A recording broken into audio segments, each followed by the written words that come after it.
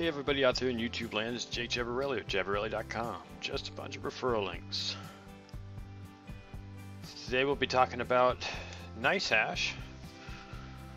I haven't completely given up on Cryptotab, but Cryptotab has become frustrating to me. So I'm pausing that for the time being, although I am still using it, just not mining with it at the moment. But today I'm going to go through all the features and functionality of Nicehash that I can in one shot. Got it running on all of my systems, although not actively running. Before we get to that, just remember how this YouTube thing works. A reminder of the giveaway. We're definitely making progress. I appreciate everyone who continues to support me on the channel. Still giving away 100,000 Satoshis. And that will be once we reach 500,000, or pardon me, 500,000. That'd be amazing. 500 subs. Yeah, all you gotta do is be a subscriber and give me your Bitcoin address. You can email it to me. Email is in my About page, or leave it in a comment. I will definitely be announcing this once we hit 500, and then of course there'll be a video, in which case everyone who's a sub can put their Bitcoin address. If you haven't picked up a Bitcoin address by this point, new to the channel or something of that sort, I would recommend Atomic, because Atomic is doing airdrops, and interesting enough, their Atomic Wallet coin is worth quite a bit right now. When I first got into it, it wasn't worth very much. It was somewhere around 20 cents a coin, and now it's gone up to like 60 cents a coin. It's gone up a lot, and they're just giving these coins away for free. So every single person that signs up can get at least 10. I think you get 15 if you sign up with my code. It's in the description. But I've been talking about this. I didn't even know about this until recently. But I have been talking about Atomic, and both Exodus and Atomic wallets are currently available for free. So anyways, let's get away from that and get into what we're going to be talking about here with Nicehash. So Nicehash has been around a lot longer than Cryptotab, and it's more explicitly dedicated to mining coin. It's not just Monero like what Cryptotab has been doing, although Cryptotab does more than Monero. It primarily does Monero because it depends on what your system has. And Nicehash will address whatever it is that you happen to have. So you have a video card, GPU, if you have an off-board GPU, or if you have a decent, like I do with this Ryzen 9. That's the active rig, as you can see right here. I have one active rig. The rest of these rigs, or PCs, are 2 laptops and another desktop. So if I go to Rig Manager here, it shows the list. Here's Cryptograph, which is currently running, and running very coolly, because it's just running the processor, and it doesn't take up a whole lot of power. It's very efficient, even for having as many cores as it has. Then Ninebot's the system I'm actually running on. Phone Farm was the system that's managing the phones in my phone farm. That's the name. And then Reed, a little history behind Reed. Reed was a computer that belonged to a friend of mine who didn't know how to build computers very well, and he gave me the computer because he wasn't using it anymore. And in any case, so Reed's, as you can see here, processor tells you what's in the system. If I looked at Cryptograph, it tells me Ryzen 9 3900X 12-core processor, and it actually tells me how well it's doing right now. 9 kilohash. Ninebot, what it has in it is this i9 Core i7 6700 HQ. It's a laptop, so it's not super fast, but primarily the GTX 9800 is what, or probably 980 is what it does the most production. It doesn't really do a whole lot considering how much power it uses, but it's better than Reed. Reed only does averages about 10 to 12 cents a day, which is pretty minimalistic, and actually for the power it's not worth it. The Ninebot does 35 to 40 cents a day and barely pays itself off. The Cryptograph does a very good job with its production. It can do anywhere from 67 cents all the way up to $1.10. Just depends on the time. It fluctuates constantly, so you'll see this number be 0 and then it'll go back to being something else, constantly up and down, up and down, up and down. But it's because you never really know what is the best coin to mine, and so Nicehash is switching, constantly switching. Look at it, it just changed there. Current profitability up to almost $1, just in this one system. See it changed here? Click on it. So it's changing constantly. To look at any one number and project the future is wrong. And that was even true to some degree if you ever looked at my charts for Cryptotab. Cryptotab would be down to almost nothing and up to 3 or 4 times its average. And that's just the nature of the beast. That's just how mining works, especially when you're doing mining that is switching, profit switching, which is what Nicehash is constantly doing. So, and obviously the price of Bitcoin is constantly changing, as reflected in the dollar. So, I had already done some mining on this back in May. That was some of the wallet amount up here was due to that. Sorry, I'm getting off track here, but I'm basically trying to say I've only been redoing this lately since the last video came out regarding Cryptotab and its confusing outputs. I quit paying Cryptotab, quit paying for the cloud boost because it's not consistent. It's so inconsistent and so disappointing to me that I didn't want to continue paying them for something that they can't really even give me a definitive, especially when, and I hate to rehash this, no pun intended, but if you promise 10x, you should deliver 10x. I understand the market fluctuates. I understand the coin fluctuates. I understand that. I'm quite aware of that factor. But if you're running one machine at 1x and one machine at 10x, and even if you take the boost off and it still is 1 to 10, that should still be reflected. It was never reflected. And that's what convinced me that Cryptotab is basically just not giving you the whole truth. And I don't appreciate that. At least with Nicehash, I get a consistent output. All the time, the same thing. Now, yeah, the price can fluctuate. The value can fluctuate. But it won't fluctuate so much when one machine's doing 1 and one machine's doing 10 right next to each other. They should be getting the same outputs relative to each other, not irrespective of each other. And that's what Cryptotab does. That was my point. I'm sorry to jump on that in this. I'm just still a little bit upset with that. So anyways, the dashboard here shows all your rigs. I'm mining these.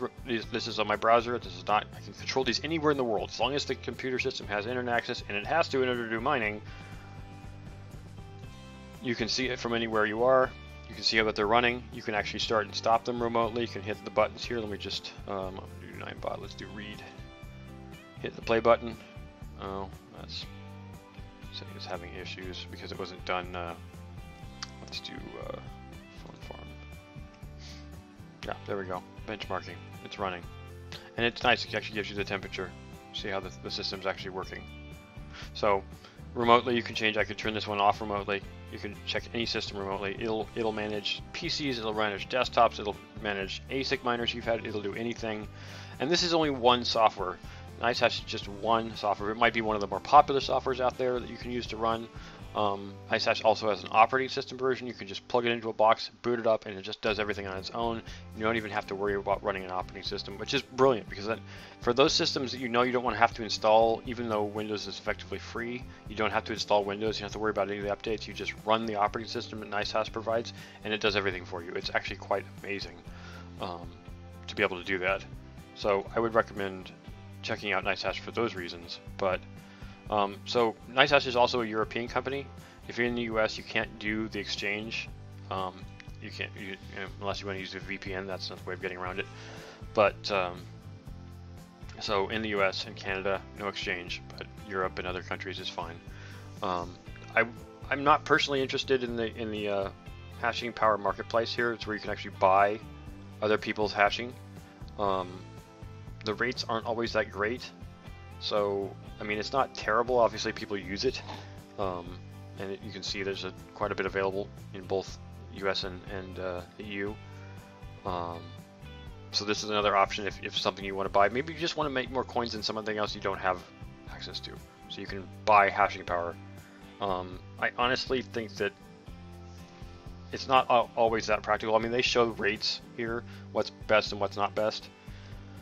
But yeah, it's up to you. It's not something I do. And then here's the wallets, as I showed earlier. You can cash out to anything that you want, any of these other coins as well. But there's a minimum, and that's something I should probably talk about to an explicit point. If you do Nicehash and you're not making a lot of coin, you can't cash out until you've reached a certain level, a certain threshold. They just won't let you take it out. So if you go, let's say, withdraw, and you want to pull it out this is my Exodus account, there's a minimum here, and the minimum is what is that, 100,000. So minimum of 10 US dollars roughly, or 100,000. So you can't pull out until you've reached that threshold. I think it's because when Nicehash started, or it might just because they just don't want you to pull it out immediately. When I first used Nicehash years ago, I made $10 within a few minutes, so it didn't seem like much. And now, we're all mining for Satoshis. It seems impractical. Well, if you have a very large mining rig set up where you're making, a couple thousand a month, $10 is nothing. So, in any case, that's just how to get it out. So it's relatively easy to set up. I will say that if you're running Windows on your system and not the Nicehash OS, Windows will flag some of the mining softwares as viruses. They're not viruses. It's just because Windows and other operating systems don't want you mining. Really, the better way to do this is on Linux if you can, or some kind of open source operating system, and Nicehash OS is one of those things. So if you want to avoid that altogether, that's one way of doing it. Granted, it just means that you can only do that thing. And I'll make another video about it. I mean, you guys, maybe some of my viewers have watched my Open SDF, Open Smartphone Test Farm videos that involve the use of Ubuntu or Linux, basically. I'm not afraid of doing that. It's the problem with doing it, I've found, is that it just means you can't use the system for anything else. So if you want to at any one point go back to using Windows on that system, you're stuck. So one way of doing it is to just put it on, like a USB 2 or USB 3 flash drive, and plugging that in, running the OS just temporarily with that flash drive, and then pulling it out and going back to the previous operating system. Because as long as you let it boot up on that USB stick, then you don't have to worry about wiping out the operating system. It just runs off the stick and RAM, and doesn't have to worry about changing your OS. So that's one way of getting around permanently putting Nicehash OS on a system. So in any case, I just wanted to show this to you so that you could get an idea of just a very general, simple overview concept of Nicehash and what it can do. It's probably not going to be my mainstay, like what I stick with indefinitely, because it is entirely more possible to overclock and use other softwares, and instead of having to just use what Nicehash offers, you can do something entirely different. Switch to whatever you like. I did this with my ASIC miners. I ran a different management tool, and I will review others. There are plenty of other management tools out there, like Hive OS is another one, and I will review those as well and give people a general overview. I think the main point of Nicehash is it's simple.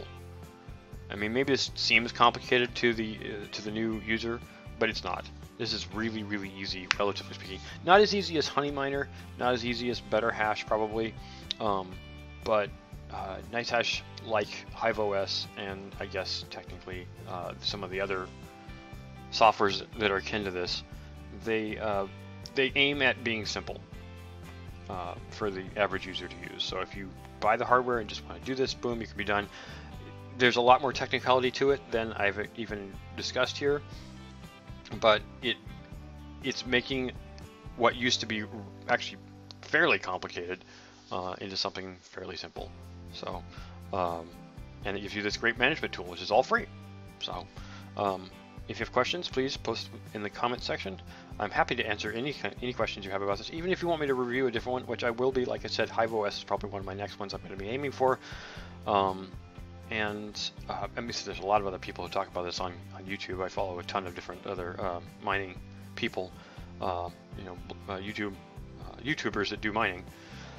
So I'm not the only one out there. I'm just trying to make this easy. I'm trying to make this simple.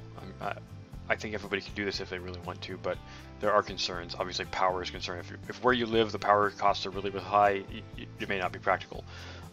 One of the things I was looking at doing was going into a business setting and setting these up where the cost of electricity is either flat rate or free, or included in the utility bill. So you pay a monthly fee of like $1,000 for just use of that building, and then all the electricity and all the other utilities you use are completely included. And that's such a huge boon to to doing it at home. So anyways, I'm not going to ramble on about this forever. I just want to give a simple overview, and I will probably be talking about Nicehash again in the future. I have moved to it temporarily from Cryptotab. Even though Cryptotab is really a lot easier than Nicehash is, it doesn't necessarily deliver the consistency that I would expect. So thanks for watching, and remember, giveaway at 500 subs, and I'll see you in the next one.